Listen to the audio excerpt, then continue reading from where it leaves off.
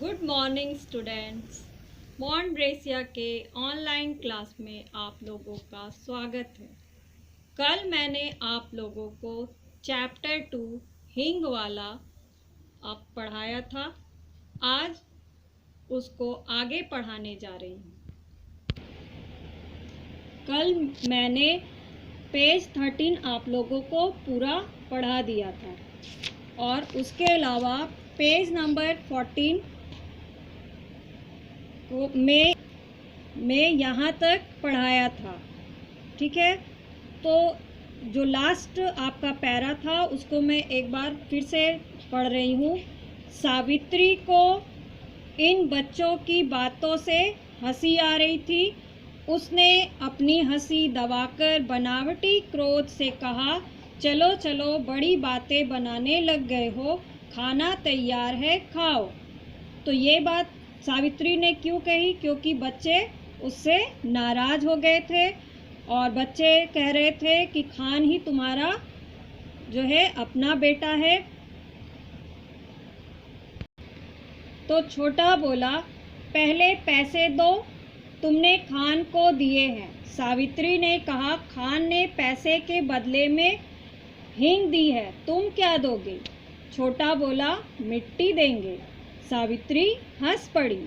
अच्छा चलो, पहले खाना खा लो, फिर मैं रुपया तुड़वाकर तीनों को 35-35 पैसे दूंगी। खाना खाते खाते हिसाब लगाया गया। 1 रुपया में 100 पैसे, 35 पैसे रतन लेगा, 35 पैसे मुन्नी लेगी। छोटे के लिए तो 30 पैसे बचेंगे। छोटा बिगड़ पड़ा, कभी नहीं, मैं 30 पैसे नहीं लूँगा। दोनों में मारपीट हो चुकी होती यदि मुन्नी 30 पैसे स्वयं लेना स्वीकार न कर लेती। जब बच्चे सावित्री से पैसों की जिद करने लगे तो सावित्री ने उन्हें समझाते हुए कहा कि ठीक है, पहले तुम लोग खाना खा लो और उसके बाद मैं 1 रुपया तुड़वाकर तुम लोग तीनों को पैसे दूंगी। इस पर वह यह भी कहती है कि खान ने तो पैसे के बदले में हींग दी थी, तुम लोग क्या दोगे? तब छोटा बेटा क्या कहता है? मिट्टी देंगे। तो खाना खाते खाते तीनों बच्चों ने जो है हिसाब लगाना शुरू कर दिया कि 1 रुपये में माँ जो है वो कह रही है कि मैं 35-35 पैसे दूंगी, तो 1 रुपये में तो 100 पैसे ही होते हैं, तो तीनों को 35-35 पैसे कैसे मिलेंगे? तो छोटा जो था वो 30 पैसे लेने के लिए तैयार नहीं था। आपस में वो लोग झगड़ ही लेते अगर उसकी बहन जो है ये स्वीकार नहीं कर लेती कि वो चलो ठीक है 30 पैसा ले लेगी। उसके बाद आगे की पंक्ति कुछ इस तरह से है, कई महीने बीत गए, सावित्री की सब हींग खत्म हो गई। इसी बीच होली आई। होली के अवसर पर हिंदू मुसलमानों में बड़े भयंकर रूप से दंगा हो गया। बहुत से हिंदू मुसलमान मारे गए। मरने वालों में 2 खान भी थे। सावित्री कभी कभी सोचती, हींग वाला खान तो नहीं मार डाला गया। न जाने क्यों उस हींग वाले खान की याद उसे प्रायः आ जाया करती थी। एक दिन सवेरे सवेरे उसी मौल सीरी के पेड़ के नीचे चबूतरे पर बैठी वह कुछ बुन रही थी। उसने सुना उसके पति किसी से कड़े स्वर में कह रहे थे, क्या काम है, भीतर मत जाओ, यहाँ आओ। उत्तर मिला, हींग है, हेरा हींग। और खान तब तक आंगन में सावित्री के सामने पहुंच चुका था। खान को देखते ही सावित्री ने कहा, बहुत दिनों में आए खान, हींग तो कब की खत्म हो गई है। खान बोला, देश को गया था अम्मा, परसों ही तो लौटा हूँ।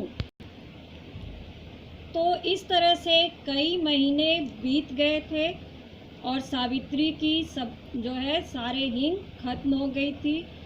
इसी बीच होली का त्यौहार आया और होली के अवसर पर हिंदू मुसलमानों के बीच जो है दंगा हो गया। तो इस दंगे में क्या हुआ कि हिंदू मुसलमान मारे गए। मरने वाले में 2 खान भी शामिल थे। सावित्री को इस वजह से उस खान की बार बार याद आने लगी कि उसे लगा कि कहीं इस दंगे में वो खान भी तो नहीं मारा गया, क्योंकि इधर बहुत दिन हो गए वो इधर आ नहीं रहा है। तो वो उसके लिए प्रायः चिंता कर रही थी। लेकिन एक दिन क्या होता है कि सुबह सुबह उसी मौलसिरी के पेड़ के नीचे, यानी कि एक पेड़ का नाम है मौलसिरी, उसी मौलसिरी के पेड़ के नीचे चबूतरे पर बैठी वह जो है कुछ बुन रही थी जैसे स्वेटर या कुछ इस तरह से, जैसा पिक्चर में भी दिखाया जा रहा है। तो उसने सुना कि उसके पति जो है वो किसी को कड़े स्वर में यानी कि डांट कर कह रहे हैं कि क्या काम है, भीतर मत जाओ। लेकिन सावित्री उसे आवाज़ लगा देती है भीतर आने के लिए। और वैसे भी जो खान था वो किसी की बात नहीं सुनता था, वो सिर्फ सावित्री की ही बात मानता था। इसलिए वो अंदर चला आता है और उसे देखकर सावित्री बहुत खुश हो जाती है और उससे कहती है कि खान तुम कहाँ चले गए थे, मेरा हिंग तो कब का खत्म हो गया। तब वो बताता है कि मैं तो अपने देश को गया था, और ये बात तो मैंने आपको पहले भी बता ही दी थी। और वो जो कहता है कि परसों ही तो लौटा हूँ। तो आज के लिए यहीं तक मैं पढ़ा रही हूँ, नेक्स्ट क्लास में आगे और पढ़ाऊँगी।